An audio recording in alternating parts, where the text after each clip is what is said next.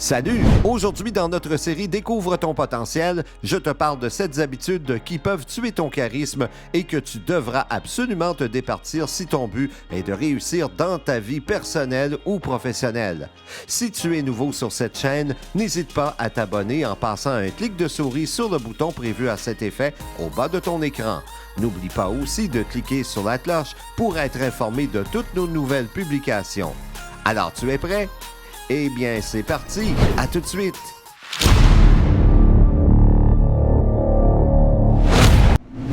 Bonjour et bienvenue à nouveau dans notre série Découvre ton potentiel. Jusqu'à présent, je t'ai enseigné à déplacer les montagnes de ta vie grâce au pouvoir de tes pensées, mais aussi de tes paroles que tu proclames sur ta situation. Mais aujourd'hui, nous allons voir certaines habitudes de vie que la plupart des gens entretiennent et qui peuvent empêcher toute personne d'atteindre ses objectifs dont elle se sera fixée. Ceci est valable non seulement pour quelqu'un en situation de handicap, mais aussi pour le plus commun des mortels. Donc porte attention à cette vidéo, car je vais te présenter cette mauvaise habitude à ne pas prendre, mais aussi je vais t'aider à te débarrasser de celles-ci, en cas où tu les aurais déjà prises. Alors, on y va? Numéro 1. Essayer d'impressionner en permanence les autres. Le fait de se valoriser ou de se féliciter n'est pas une mauvaise chose en soi. Mais lorsque tu es toujours en train de vouloir t'élever en verbalisant toutes tes actions dans le but d'impressionner les autres, exemple, j'ai fait ceci ou j'ai fait cela, j'ai obtenu ceci ou j'ai obtenu cela, cela démontre qu'il y a une faible valeur sociale chez toi. Pour nous qui vivons avec un handicap, cela peut arriver très souvent. Et ceux qui t'entourent le remarqueront très rapidement aussi, même à court ou à moyen terme. Cela commencera par les agacer, puis ces personnes finiront par t'abandonner. Cette mauvaise habitude est aussi synonyme d'insécurité ou d'un manque de confiance en soi. Sois plutôt humble et attends qu'on finisse par te complimenter. Cela augmentera ton niveau de confiance en soi, mais aussi celui de ta valeur sociale. De cette façon, tu seras encore plus apprécié par ceux ou celles qui t'entourent. Deuxièmement, le regard fuyant. Lors d'une entrevue ou d'une discussion, il arrive parfois que nous ne regardions pas toujours la personne en plein visage. Rappelle-toi de ce que j'ai déjà dit dans une vidéo précédente. 95% de ton niveau de confiance est absorbé ou émis par notre regard. Cette habitude est aussi à éviter car elle projettera l'autre un sentiment d'inconfort ou encore d'insécurité et un manque de confiance en soi. Si tu es une personne aveugle ou handicapée visuelle, il te faudra redoubler de prudence. Un bon truc que j'utilise et qui marche à tout coup, c'est le repère vocal, c'est-à-dire qu'il faudra identifier la direction d'où provient le son de la voix de ton interlocuteur. Ton regard vers l'autre lui donnera cette impression que tu es quelqu'un de confiant et qui s'intéresse davantage à la conversation. Pour une personne en situation de handicap visuel, cela demandera certainement de faire un effort considérable, mais qui portera du fruit. Troisièmement, les questions de fin de phrase. Ce sont les petits bouts de phrases qui laissent sous-entendre à ton interlocuteur que tu manques de jugement ou encore que tu as de la difficulté à te décider.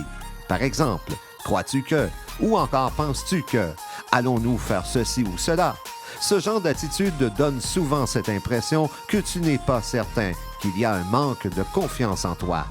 C'est ce genre de comportement qui démontre aussi que tu es quelqu'un qui ne sait pas où tu t'en vas dans la vie et qui est très facile à intimider et à manipuler. Un vrai leader sait où il s'en va dans la vie. Encore là, il n'est pas défendu de s'interroger sur certaines choses, mais il est important que tu puisses être en mesure de poser les bonnes questions au bon moment sans donner l'impression à l'autre que tu lui feras perdre un temps précieux. L'idée ici, c'est de démontrer à l'autre que tu possèdes cette assurance qui lui laissera cette bonne impression et qui fera en sorte qu'il se sentira à l'aise lors d'une conversation. Donc, ne recherche pas l'avis des autres, mais exclue plutôt ce genre de bouts de phrases qui n'ont pas leur place. Sois affirmatif dans tes propos. Par exemple, « Demain, nous ferons ceci ou cela » ou « La semaine prochaine, nous entamerons une nouvelle étape de notre projet ». Quatrièmement, la posture de dépressif. On dit souvent qu'une image vaut 1000 mots. Cette même image inclut notre posture, alors que celle-ci va également déterminer notre véritable valeur sociale. Dans une entrevue, par exemple, la personne qui t'interrogera t'observera et t'évaluera sur les moindres détails et il en sera de même pour ton aspect physique. C'est pourquoi une mauvaise posture te nuira grandement. C'est souvent un signe que tu n'as pas confiance en toi. Évite de trop incliner le corps et la tête vers l'avant. Assieds-toi confortablement si tu as à le faire ou si tu dois rester debout, assure-toi de te tenir droit. C'est la même chose avec les épaules. Assure-toi seulement que tout ton corps est dans une position où tu te sentiras bien détendu. Une bonne posture contribuera à une meilleure impression pour l'autre qui est en face de toi et qui procédera à l'entrevue. D'autant plus que cela favorisera également ton niveau de communication avec cette même personne. Cinquièmement, une voix trop basse. La voix est une autre astuce sur laquelle tu peux te fier afin de pouvoir améliorer tes relations. Cependant, une voix trop basse est synonyme de timidité et cela peut également atténuer ton niveau de la valeur sociale. Généralement, lorsque des gens entendent une voix trop faible ou trop douce, ils ont l'impression que le message ne passe pas et qu'il y a une incertitude. Donc, il est impératif d'avoir un ton de voix bien posé et de là, il est possible de jouer sur les intonations vocales. Pas besoin de trop élever la voix non plus, puisque cela pourrait devenir très agressif et on remarquerait que tu essaies plutôt d'imiter quelqu'un d'autre. En plus, cela ne peut que nuire en affectant ton niveau de crédibilité. Sois le plus naturel possible en parlant distinctement et en articulant chaque mot comme il faut. Ne sois pas non plus pressé de dire ce que tu as à dire, mais parle simplement le plus normalement possible pour que ton interlocuteur puisse comprendre le message que tu voudrais passer. Cela pourrait te demander un peu d'entraînement, mais ça en vaut la peine, car une voix bien posée est parfois très convaincante. Sixièmement, être trop gentil avec les autres. Être courtois certainement te vaudra tous les honneurs, mais être trop gentil avec tout le monde ne t'apportera que des ennuis.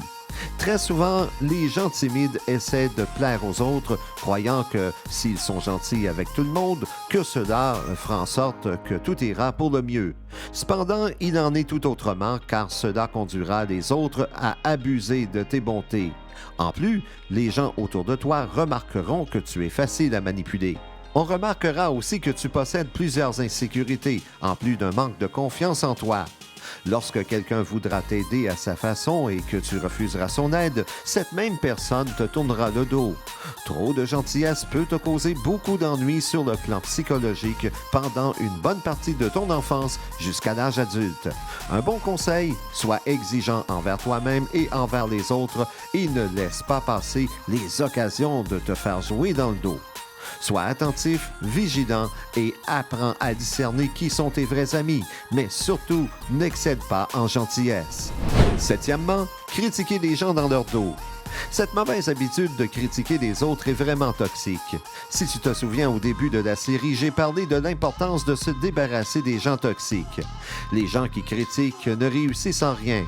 La plupart d'entre eux ne font aucun effort sur le plan personnel afin de s'en sortir. Pire encore, ils voudront toujours avoir raison et si jamais tu as le malheur d'être en désaccord avec eux, ils pourraient ainsi comploter contre toi. Si tu es parmi ceux et celles qui agissent de cette façon, il faudra définitivement que tu cherches à te sortir de ce mauvais pas. N'hésite pas à suivre les formations disponibles sur cette chaîne et à faire de la lecture ou de l'écoute sur les ouvrages qui traitent de développement personnel. Sur Internet, plusieurs coachs de vie certifiés proposent déjà du matériel gratuitement, dont plusieurs sont offerts en support vidéo, audio et PDF et qui n'attendent que d'être consultés et qui t'aideront certainement à briser cette mauvaise habitude. Donc, je récapitule à propos de tout ce que nous avons appris en quelques mots.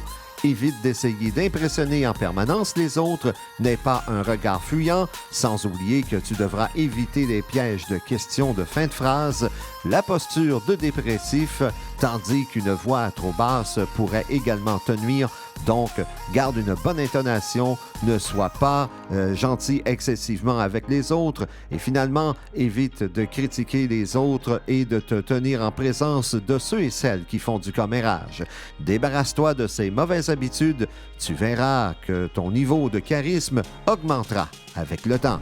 Si tu as aimé le contenu de cette vidéo, n'hésite pas à laisser un message dans l'espace commentaire au bas de ton écran. N'hésite pas non plus à cliquer sur le pouce en l'air juste au bas de celle-ci pour nous aider à avoir une meilleure visibilité sur YouTube. Cela sera certainement très apprécié. Si ce n'est pas encore fait, je t'invite aussi à t'abonner à notre chaîne en cliquant sur le bouton s'abonner, sans oublier de passer un clic de souris sur la cloche, ce qui te permettra d'être mis au courant sur toutes les nouvelles vidéos de la chaîne. Dans une prochaine vidéo, je t'explique qu'il n'y a pas de honte à être une personne en situation de handicap, mais au contraire que tu dois en être fier. Et n'oublie surtout pas, vis la différence en étant différent. Ciao!